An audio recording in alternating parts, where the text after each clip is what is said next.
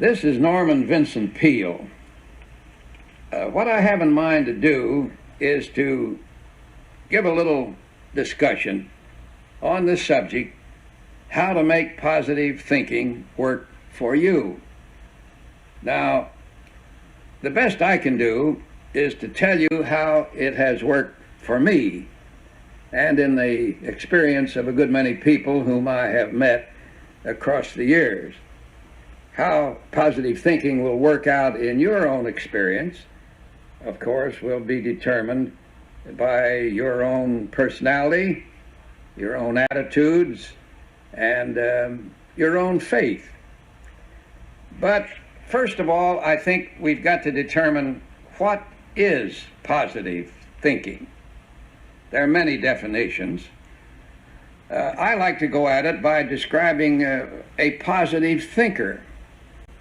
And I would say that a positive thinker is an individual who sees every difficulty and who sees them straight, nor is he abashed or discouraged by them, because he knows that by the exercise of his own inherent strengths, he can meet any situation and overcome any problem.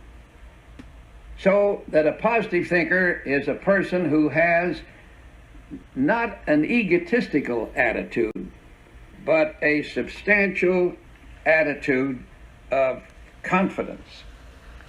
He also is a person who realizes the distinction between negative thinking and positive thinking. A negative thinker does a very dangerous thing. He constantly sends out into the world about him negative thoughts, and he activates the world negatively. There is a law known as the law of attraction. Like attracts like. Birds of a feather flock together, and thoughts of a kind have a natural affinity. So that the negative thinker, constantly sending out negative thoughts, makes everything around him negative in nature. And in the very nature of the case, he draws back to himself negative results. It's like a man I met on a plane one day. I didn't know him at all, but apparently he knew me because we hadn't gone very far on our journey from New York to Chicago before he said to me, "Why does everything go wrong with me?" Well, now, how in the world did I know? I'd never seen the man before. So I said, "I'll tell you what, suppose you talk for about 15 minutes about yourself, and maybe we can come up with some kind of a suggestion." But he didn't talk for 15 minutes, he talked for about 45, and it was one of the most negative dissertations I ever heard. Finally, he put his hand down in his fist with a resounding blow, and he said, "I know why everything goes wrong with me. It's because I am wrong myself." And I said to him, "Well, brother, you certainly have had an insight, because it is a fact that if we are wrong in our thought pattern, we're going to make everything wrong. So therefore, if a person is negative, he attracts every negative impulse that there is about. And believe me, there are plenty of them about." Now, the positive thinker, on the other hand, he sends out positive thoughts, and he activates the world around him positively. He begins to draw back to himself not negative results, but positive results. So while I may be perhaps oversimplifying it a bit, it is still a fact that as a person thinks negatively, so will he reap negatively, and as he thinks positively, so will he reap positively. One thing that I have noticed in the lives of people is that those who affirm that they're going to have positive results seem to attract them. Take, for example, an old friend of mine by the name of Mary Crow. Mary was the daughter of a miner in the coal mines down in the southern part of the state of Ohio. It was a very poor family. No child of the family had ever gone to high school. And Mary was just then in the last grade before high school. Her job was to wash her father's overalls. And of course they were pretty dirty. And they didn't have modern washing machines in those days. You had to do it mostly by hand. And she was sloshing her father's overalls around one night when all of a sudden a picture dawned in her mind. It was a college commencement on a beautiful college campus, and she was walking up to the platform to receive a diploma graduating her from that college, and she was receiving it from the hand of the college president.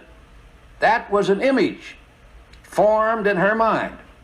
Now, nobody in her family had ever even dreamed of going to college before, but now she had an image.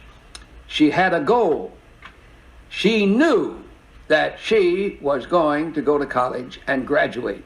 She constantly affirmed it every day. Then what happened?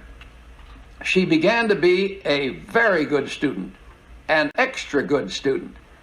And when finally came the night that she graduated from high school, the parish priest asked her to come to his office in the church.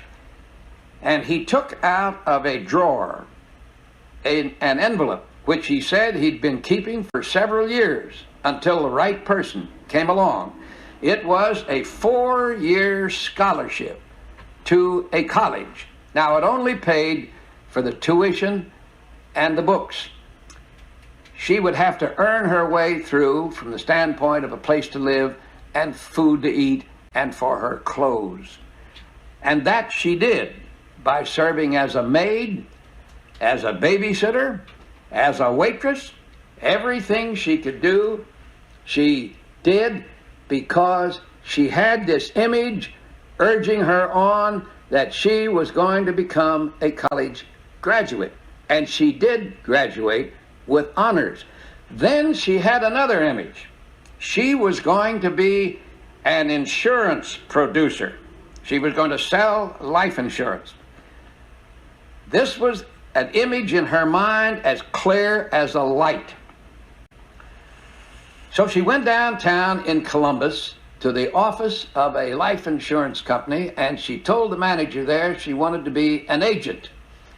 He said, "There isn't a chance in the world of you ever being a life insurance agent. You haven't been trained for it. You have no aptitude for it, and this was the clincher. You are a woman, so you are out." But did this faze or deter her? Not at all.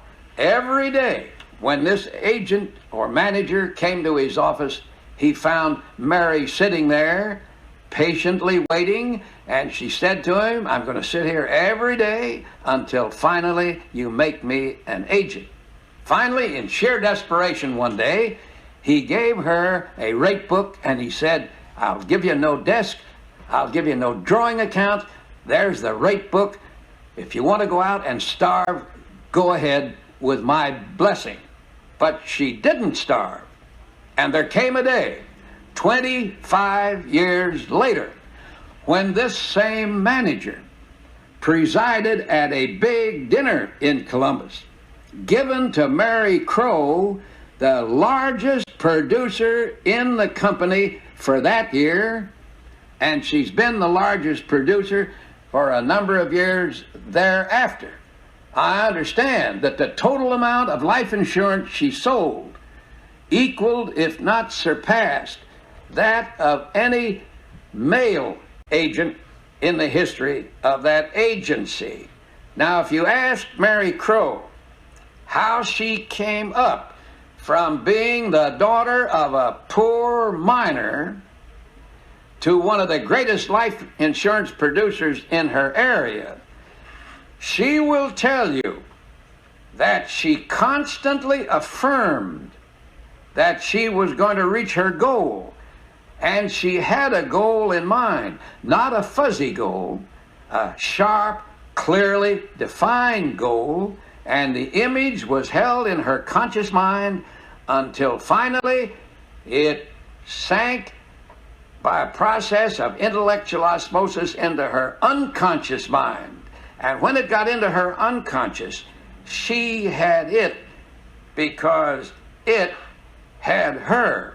So I would say that one of the most important things about having positive thinking work for you is to have a goal, hold it as an image, and affirm it every day of your life, and then, of course, give it all you've got.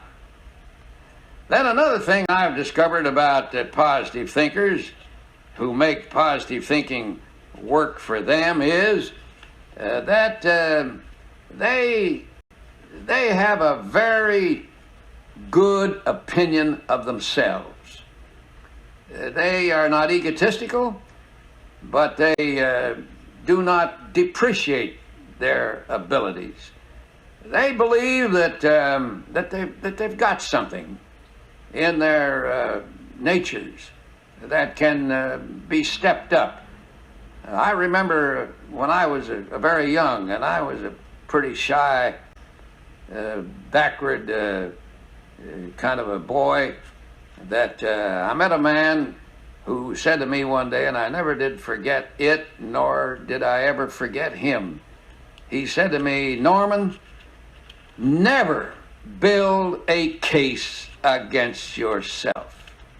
You see, up to that time, I'd been saying to myself, I don't amount to anything, I haven't got any brains, I haven't got any great ability, and I never can get anywhere. And I found after a while that people were agreeing with me. And it is true that people will accept you at your own self-appraisal. I was constantly building a case against myself, and as a result, I wasn't doing very well. But when I decided that Almighty God had given me a normal brain and a normal personality and a normal opportunity, that I was going to go out and make the most of it. And now one of the wisest men who ever lived in this country was Thomas A. Edison. And he said something once that is really pertinent. And I've always remembered this, and I hope you will too. He said, "If we were to do all the things we are capable of doing, we would literally astound ourselves." So the question is, have you ever astounded yourself? Have I ever astounded myself? Well, if we do all the things we're capable of doing, we will astound ourselves. Now, I believe also that it's important to have a positive attitude. Attitude is very vital. In fact, I once met a man, a prominent educator, who said to me something that really startled me. He said, "Attitudes are more important than facts." Well, at first that jarred me. What could be more important than a fact? There is a fact. There's no escape from it. There's a fact. But he illustrated it. He said, here's a fact, and it's a tough one. So one man views the fact, and he says, well, that's a fact. And that is a very tough fact. In fact, it's so tough that I don't think I can handle it. I don't believe that I can overcome it. My, this is an awful fact. So you see, what happens is his attitude toward the fact defeats him. Now along comes another man. He looks at the same fact, and he said, sure, it's a tough fact. So what? I'm tough. I'm tougher than it is. I am greater than anything that could ever happen to me. So he says, all you need to do is exercise what brains you have, and I've got enough brains to handle this fact. So he proceeds to handle it. So there's the same fact faced by two different men, But the important thing wasn't the fact. The important thing was the attitude toward the fact. Really, it isn't all that important what happens to you. The important thing is what you think about what happens to you. Not long ago, I had the chance to have a good visit with a man whom I've admired tremendously for a great many years. This man, I think, is one of the few great, even supreme athletes that have ever been produced in the United States. His name is Jesse Owens. I said to him, Mr. Owens, I'd like to ask you a personal question, if you don't mind. How did you become the great athlete that you are, world famous, one of the few greatest in the history of our country? Well, he said, I tell you, for purposes of argument, let us agree that maybe I have accomplished something. And if I have, here's the way it came about. He said, I was born into a poor family in Cleveland. My family, he said, was poor materially, but it was rich spiritually, which, if you ask me, is a terrific combination. He said, I was not very strong as a boy, rather spindly and skinny and so forth, not very prepossessing from the standpoint of being an athlete. But one day in school, they had an assembly, and the speaker on that occasion was Charlie Paddock, who at that time was hailed by newspaper athletic writers as the fastest human being alive. I myself remember seeing Charlie Paddock run one time, and he was like greased lightning. Well, Charlie Paddock came out before this great audience of kids, and he looked them all over, and he said, do you know who you are? And then he proceeded to answer his own question. He said, I'll tell you who you are. You are Americans, and you are children of God, and you can do and be whatever you want to be if you want it badly enough to work for it and to have the attitude that will lead you to success in that field. Well, Jesse Owens said, the minute he said that, I knew what I wanted to be. I wanted to be the next Charlie Paddock. I wanted to be the fastest human being alive.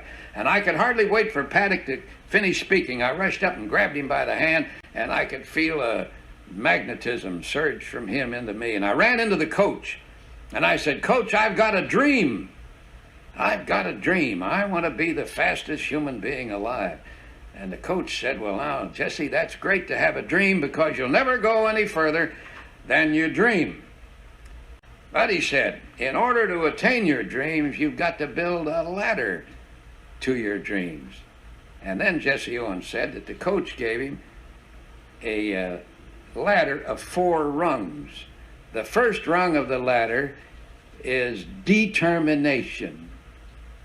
You'll never get anywhere unless you determine that you're going to get somewhere. The second rung of the ladder was dedication. That is, you've got to give it all you've got. Give everything to it. The third rung of the ladder, discipline. That is to say, you have to take charge of yourself and become master of yourself. But the fourth rung of the ladder, said the coach, was attitude. And while the first 3 rungs are of vast importance, vital importance, attitude was the most important. And the coach said, what you've got to do is to get an attitude towards yourself, an attitude toward what you want to be, an attitude towards your future, an attitude towards your dreams, and an attitude of belief, positive belief, that these goals are not unattainable. Well, what happened? Came a day in Berlin when Jesse Owens ran off with most of the honors. Gold medals were his. He ran the 100-meter faster than any human being had ever run it, and similarly with the 220-meter. And his broad jump record lasted, I understood, for some 22 years. Now, here was a little boy out of a poor family with unpropitious circumstances. You wouldn't think, would you, that he could ever mount anything or ever get anywhere. But what happened to him? Why, his mind had an awakening. He had a really spiritual experience. He got to believing in himself and in his own future. And so he had a future. It's all what happens in your mind, in your attitudes, that determines what goes in this life. If you're a salesman, for example, this is so vitally important to you, I would think. I'm a salesman in a way. What is a salesman? He's a person who tries, by the art of persuasion, to impel a person to walk a road of agreement with him. Well, one night I was speaking to some 3,000 salesmen in Cleveland, Ohio. I well remember it was one of the coldest nights of the winter. And on this particular night, a high wind was blowing. Snow was drifting across Euclid Avenue when I went down to the theater where the meeting was to be held. We stopped the car at a red light, and I could see across the street a gasoline station over which was a huge banner. It was flapping in this high wind. It had big lettering on it, and it was advertising some kind of lubricating oil. And here's what it said on the banner: a clean engine always delivers power. Well, you know, that struck me. And I thought to myself, I'm going down here to talk to 3,000 salesmen about the fact that you can utilize the mind to develop power by which you live a successful life. You might say this was, I took that thing on the banner as my text. And I went down and I spoke to them and I said, you've got to get out of your mind all negative thoughts. You've got to have a healthy mind. You mustn't have any hate. You mustn't have any resentment. You've got to get rid of fear. You've got to get rid of anxiety. You've got to get rid of inferiority. You've got to have a clean mind, because only that kind of a mind will deliver the power that will make you a producer. And along that line I talked. Well, after I'd finished my speech, I went backstage, and in barged a young fellow in his 30s, I guess he was, great big fellow, and he threw his arms around me and he says, boy, do I like you. I said, well, that's great, but why so vociferous? He said, you know, I was sitting out there in that audience, utterly discouraged. Nobody could be lower than I was an hour ago. Now, he said, you talked about a person who was a failure. Well, you were talking straight to me. I have been a failure as a person. I've been a failure as a husband. I've been a failure as a father. I've been a failure as a salesman. On the totem pole, I have been way down near the bottom.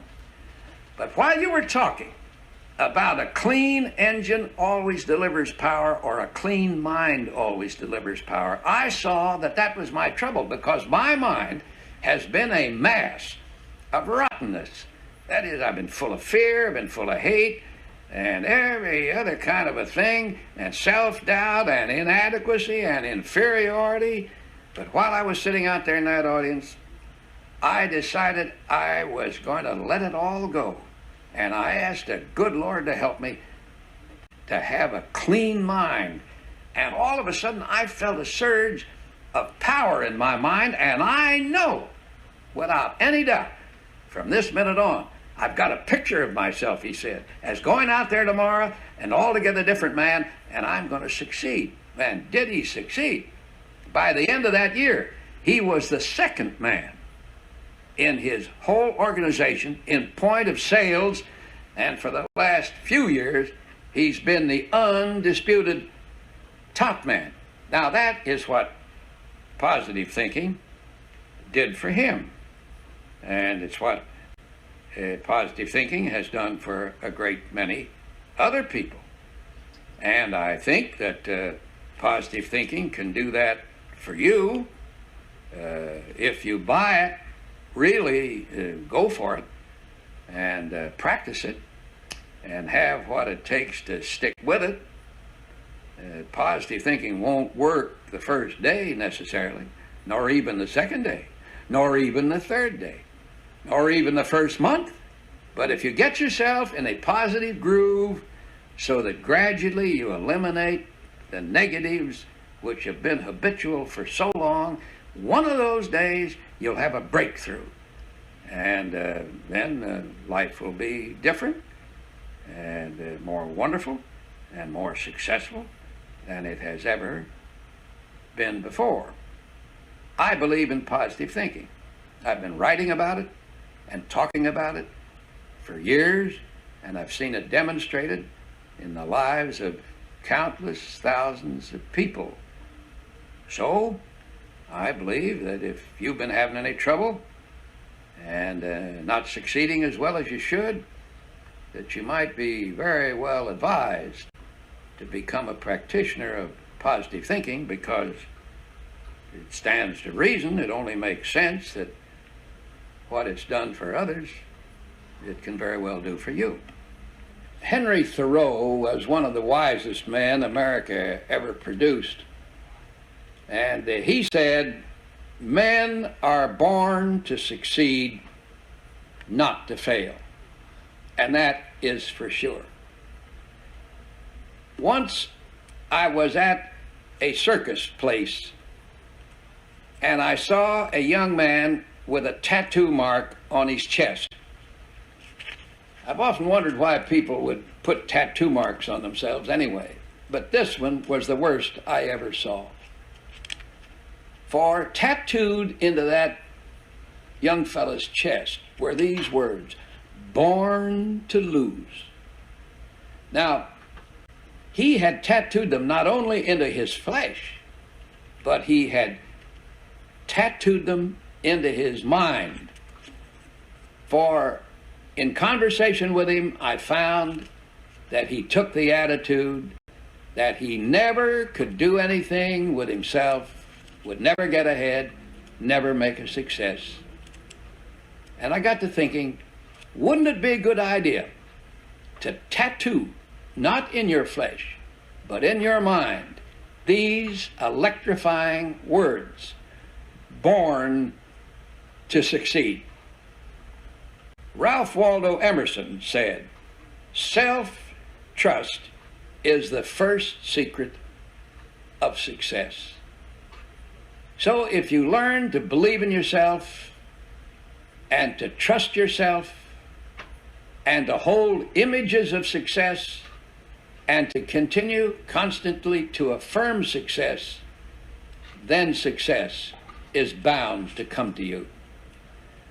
When I was in about the 5th grade in school, we had a professor there, a teacher named George Reeves.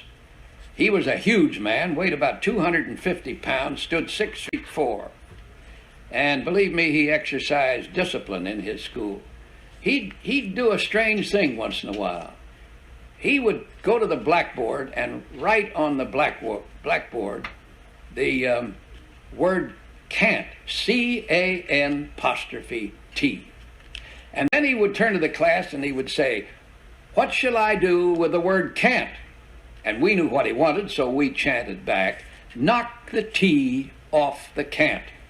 Then with a sweeping gesture, he would erase the apostrophe and the T and leave the word can standing out there clearly defined before us. Then he would point a finger at us and he would say, "Let that be a lesson to you. You can if you think you can." used to do that every now and then. Well, it made a terrific impression on every student that ever studied under George Reeves. He made us believe in ourselves. He made us believe that we had qualities and abilities that we didn't know we had. He took the inferiority feelings out of us. He gave us faith. Faith in God, faith in other people, faith in our jobs, faith in ourselves. He taught us never to build a case against ourselves. That, I think, is basic in positive thinking and in making it work for you, to believe that whatever you can dream of, you can achieve. So, God bless you, and best wishes.